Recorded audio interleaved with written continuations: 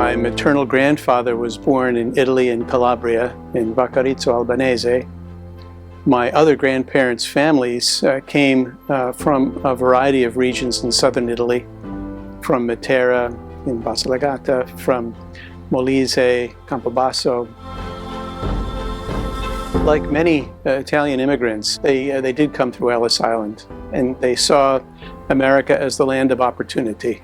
There was a strong Italian community in the Philadelphia area, in the southern New Jersey area, that was very supportive of one another, and that really kept them going through good times and bad. Education was extraordinarily important. My great uncle was the first Italian American to graduate from the University of Pennsylvania in 1917. He became a pediatrician, was on the first board of the American Academy of Pediatrics, and was a role model for me.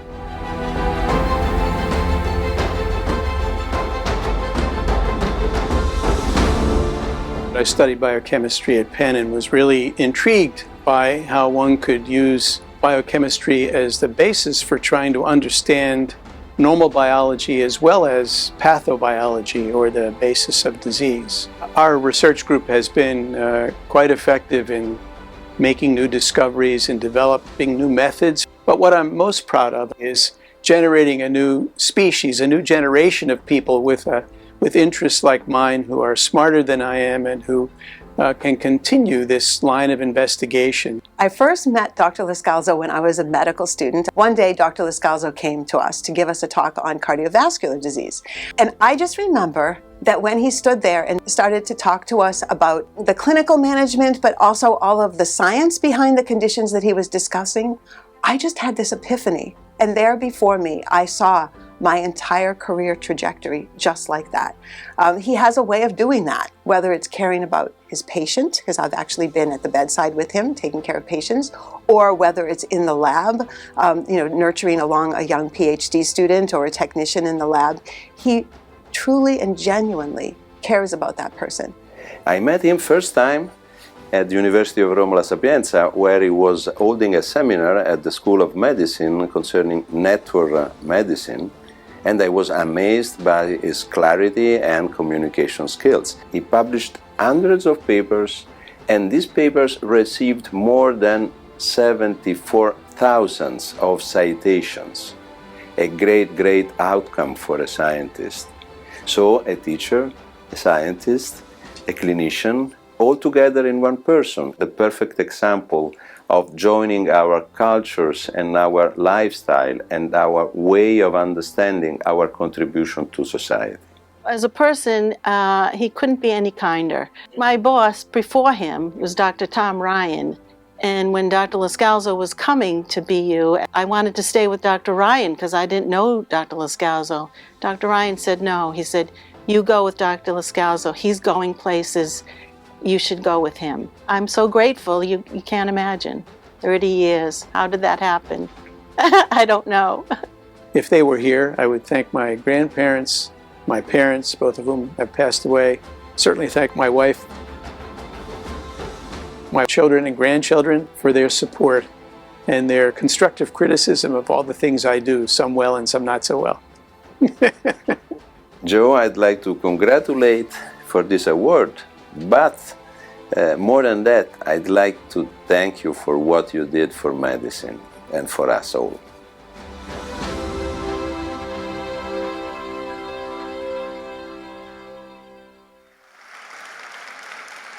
Please welcome to the stage Joseph LoScalzo.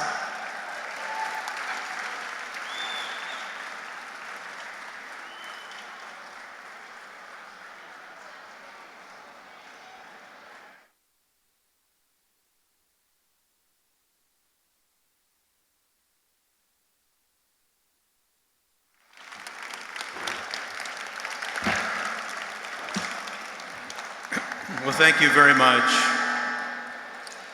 I am truly deeply grateful for the honor of receiving this Italian Creativity Award in Medicine and Science.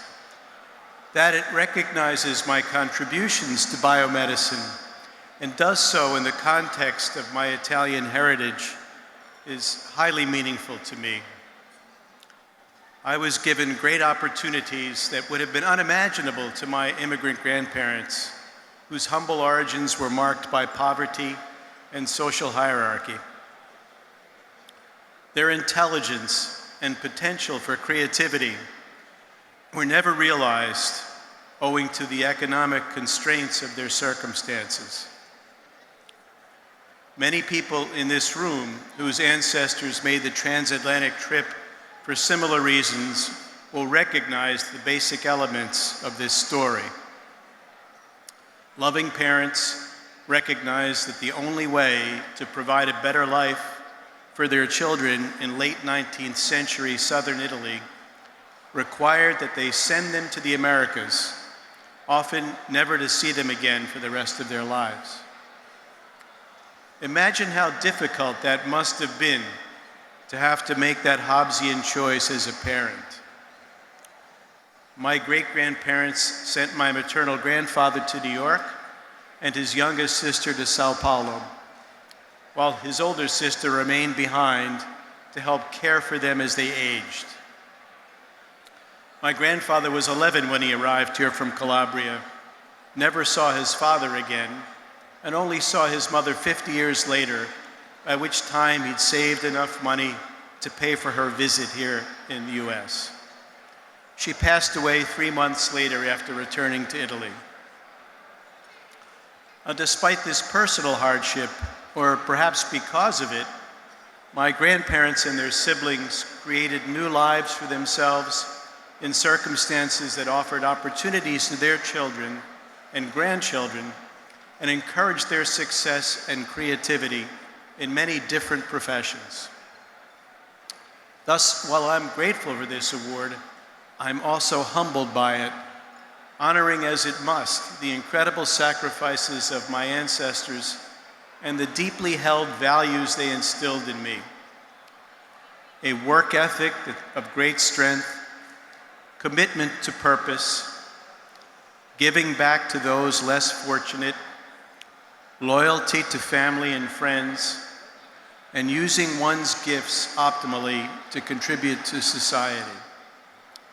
Thank you very much for this honor, but most of all, thank you for honoring my hardworking and loving relatives and my family who set me on my course with great encouragement and support.